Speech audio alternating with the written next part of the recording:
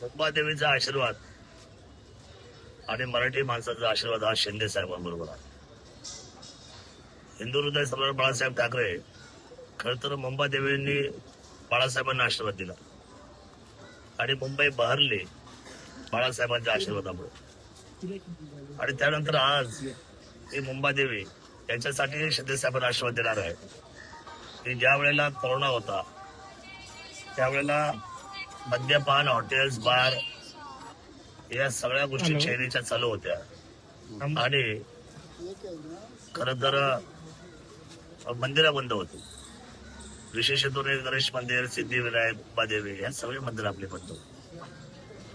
आणि मग अशा परिस्थितीमध्ये शिंदे साहेबांनी गणेशोत्सवाला एक राज्यस्तरीय दर्जा दिला उत्सवाचा.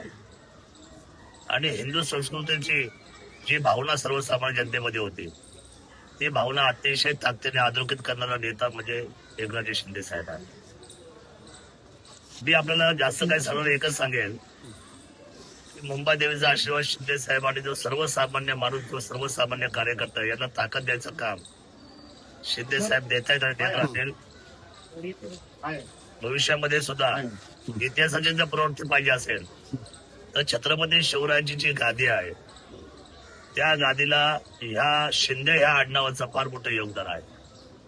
म्हणजे अक्षरशः दख्खन पर्यंत.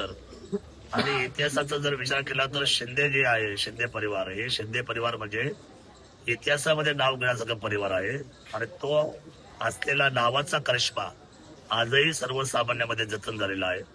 त्यामुळे आज तुम्ही निवडणुकीच्या तोंडात कोणी काही जरी म्हटलं तरी मुंबई आणि मराठी माणूस आणि मुंबईतली सर्वसामान्य जनता ही धनुष्यबाणा बनवून आणि कमळ या युतीबरोबर राहील एवढा विश्वास व्यक्त करतो.